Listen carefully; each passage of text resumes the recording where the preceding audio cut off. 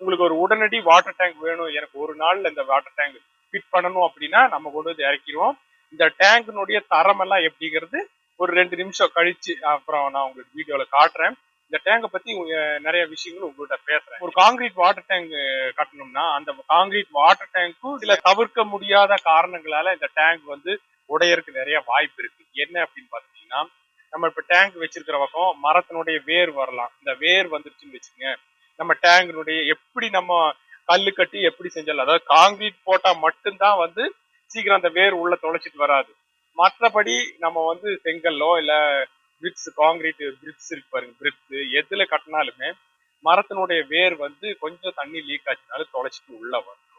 அப்புறம் ரெண்டாவது வந்து நில அதிர்வு, பட்டாசு வெடிக்கிற சவுண்டே இருக்குன்னு பாருங்க. ரொம்ப அதிகமான சவுண்ட்ல வெடிச்சிருச்சுன்னா, இல்ல நம்ம இயற்கை சீற்றங்கள் அப்படின்னா இடி இருக்கு பாருங்க, இடி ரொம்ப பலமா